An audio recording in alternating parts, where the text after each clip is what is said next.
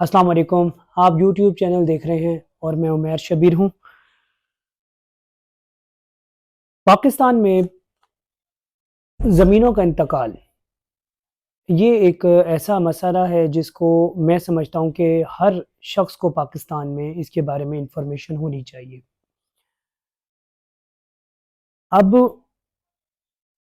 दो बंदे हैं जिनके दरमियान आपस में मुआहदा तय पाया है। एक ने ज़मीन बेचनी है और दूसरे ने ज़मीन खरीदनी है। तो ये एक ज़मीन इनके दरमियान तो मुआहदा तय पा गया। क्या टर्म्स, क्या कंडीशंस होंगी, ये सब तो वो आपस में तय कर लेंगे। लेकिन इसके बाद जो सबसे बड़ा मसला आता है वो ये है कि ज़मीन का इंतकाल करना कैसे है। वो एक तरीक़ाकार है जो गवर्नमेंट ने वज़ा किया हुआ है। आज हम उसी के ऊपर थोड़ा-सा बहस करेंगे। बड़े सग़ीर में जब अंग्रेज़ अपनी हुकूमत कायम कर चुके तो उन्होंने एक ऐसा निज़ाम या राइज किया जिसके तहत ज़मीनों का इंतकाल किया जाता था। उसका नाम है revenue record system. Revenue record system basically बड़े सग़ीर में होने वाली जितनी तजारत थी, जितनी ज़मीनों के इंतकाल थे या कोई भी इनकम कहीं से भी आती थी, वो उस रिकॉर्ड सिस्टम के अंदर लिखी जाती थी जिसको रेवेन्यू रिकॉर्ड सिस्टम कहा जाता था। तो उसी में ही ये ज़मीनों का इंतकाल भी थोड़ा-सा ज़मीनों का इंतकाल भी जो उसके ज़रिए उसको इनकम आती थी या जो भी उसके ज़रिए रुपए पैसे इधर-उधर ट्रांसफ़र होते थे वो उसमें लिखा जाता था। ये वो सिस्टम था जिसमें जो ज़मीन होती थी उसको मैनेज किया जाता था। अब सवाल ये है कि ज़मीन कौन-सी ट्रांसफ़र होगी और किस तरह ट्रांसफ़र होगी। सबसे पहले देखते हैं ज़मीन कौन-कौन सी ट्रांसफ़र होती है। ज़मीनें बेसिकली 2 किस्म की होती हैं, एक ज़रई ज़मीन और दूसरी होती है सकनी ज़मीन। ज़रई ज़मीन वो जिस पर काश्त की जाती है, जिस पर हम गंदम, अनाज वगैरह उगाते हैं, उसका इंतकाल, और दूसरी होती है सकनी जिसमें हम रहाइश रखते हैं। अब ये शहरों में भी होती है, ये देहातों में भी होती है। तो इसका ट्रांसफ़र किस तरह किया जाता है मालिक से दूसरे खरीदार की तरफ, तो एक उसका एक गवर्नमेंट ने तरीकाकार बताया हुआ है। चलिए उसको थोड़ा-सा आज एक हिस्सा मैं आपको बताता हूँ। अब 2 बंदों के दरमियान हो गया मुआहिदा। एक ने ज़मीन बेचनी है और एक ने खरीदनी है।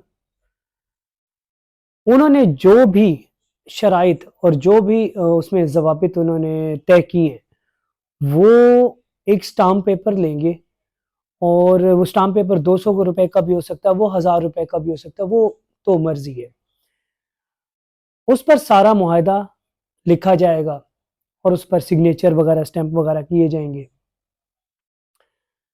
अब ये वाला मुआहिदा, ये स्टाम्प पेपर जो बेचने वाला है ज़मीन, वो लेकर जाएगा पटवारी के पास। पटवारी उस इलाके का जो भी पटवारी होगा उसके पास लेके जाएँगे। और पटवारी कौन होता है?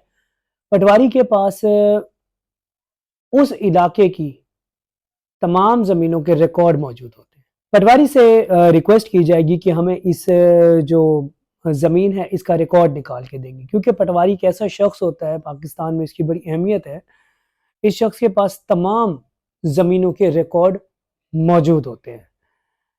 पटवारी एक रजिस्टर निकालेगा जिसे कहते होते हैं रजिस्टर हकदारान ज़मीन, या इसे आप इंग्लिश में कह सकते हैं रिकॉर्ड ऑफ लैंड, जिसे हम आम ज़बान में जो है ना जमाबंदी भी कहते हैं। अब जमाबंदी क्या है? जमाबंदी ये है कि पटवारी इसमें देखता है कि ये ज़मीन कहाँ मौजूद है, ये ज़मीन किसके नाम है और ये कितनी ज़मीन है, इसके हिस्सेदार कौन-कौन हैं। तो ये सारा रिकॉर्ड पटवारी जो है वो आपको बताता है। यानी जो मिसाल के तौर पे जो ज़मीन बेचने वाला है, जब वो जाएगा उसके बाद तो वो सारी इन्फॉर्मेशन उससे निकलवाएगा, क्योंकि ये एक सबूत होता है कि ये ज़मीन वाक़ई उसी बंदे के नाम है, क्योंकि खरीदने वाले को भी तो तसल्ली चाहिए। वो ज़ाहिर-सी बात है, कल को वो ज़मीन खरीद लेता है और कल को कोई मसला आ जाता है تو اس کے حل کے لیے یہ بڑی جمع بندی نکلوانا ضروری ہے. اب اس میں کوئی بھی پرابلم ہے چھوٹی موٹی وہ حل ہو جاتی ہے، مطلب اس کا طریقہ کار ہے، اس طریقہ کار کے تحت حل ہو جاتا ہے مسئلہ. یہاں پر یہ دیکھا جاتا ہے کہ جمع بندی ہے کیا. جمع بندی میں جو ہمارے سامنے آتے ہیں وہ 4 طریقے، 4 اس کے حصے ہیں بڑے. ایک حصہ اس کا ہے جسے کہتے ہیں کھیوٹ نمبر، دوسرے کو کہتے ہیں کھاتہ نمبر، تیسرے کو کہتے ہیں خاتونی نمبر، اور چوتھے کو کہتے ہیں خسرہ نمبر. یہ چاروں طریقے انہی کے تحت جو زمین ہے، جو مالک ہوتا ہے زمین کا، اس کی زمین تقسیم ہوتی ہے. اب میں تھوڑا سا ان کے بارے میں بتا دوں آپ کو کہ کھیوٹ نمبر کیا ہوتا ہے. کہ ایک زمین ہے، مثال کے طور پر ایک علاقہ ہے، اس میں 100 ایکڑ زمین ہے اور وہ ایک ہی فیملی کے نام ہے، ایک ہی خاندان کے نام ہے، تو اسے ایک ہی نمبر دیا جاتا ہے. مثال کے طور پر اس کو نام دے دیا جاتا ہے 1 نمبر، یا اسے کہتے ہیں کھیوٹ نمبر 1. اب وہ زمین کیسے ٹرانسفر ہونی ہے، آگے دیکھا جاتا ہے کھاتہ نمبر. کھاتہ نمبر میں یہ دیکھا جاتا ہے کہ اس زمین کے، یعنی وہ جو 100 ایکڑ زمین ہے، اس کے کتنے مشترکہ امیدوار ہیں، 2 ہیں، 4 ہیں، 5 ہیں، کتنے. مثال کے طور پر 5 ہیں تو وہ ان 5 بندوں کا نمبر اس پہ الاٹ ہوگا کھاتہ نمبر پہ. اس کے بعد آ جاتی ہے خاتونی.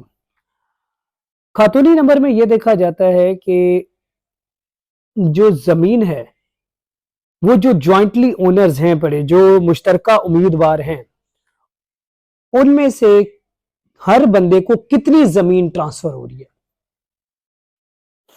اب مثال کے طور پر 100 ایکڑ زمین تھی، تو 100 ایکڑ زمین کو اگر 5 بندوں میں مشترکہ ہی ڈیوائیڈ کر دی جائے تو 20-20 ایکڑ آنے گی. جی کہ وہ جو خاتونی نمبر ہے اس کے اندر وہ جو ہر کھاتہ نمبر ہوگا، جو ہر بندہ ہے وہ اس کا ایک کھاتہ نمبر ہے، اس کے اندر اس کو 20 ایکڑ الاٹ ہو رہے ہیں. ٹھیک ہے، وہ یہ خاتونی میں آ گیا. اسی طرح سے خسرہ نمبر ہے، اس میں بھی نمبر پارٹی کو دے دیا جاتا ہے یا لینڈ اونر کو دے دیا جاتا ہے. تو یہ چاروں سٹیپ ہیں، یہ چاروں طریقے ہیں جن کے تحت جو زمین ہے وہ اس کی تقسیم کی جاتی ہے. اب یہاں پر جب بیچنے والا یہ سب نکلوا لے گا تو اس کی ایک فوٹو کاپی یا ایک ریکارڈ کا حصہ دے دیا جائے گا خریدار. خریدار کیا کرے گا، وہ اس کو لے کے جائے گا اپنے وکیل یا لیگل ایڈوائزر کے پاس لے جائے گا. لیگل ایڈوائزر آگے مزید اس کو پروسیس چلائے گا. تو ہم جو یہ اگلا پروسیس ہے اس کو بعد میں ڈسکس کریں گے. امید ہے آپ کو یہاں تک اس کا پہلا حصہ سمجھ آ گیا ہوگا.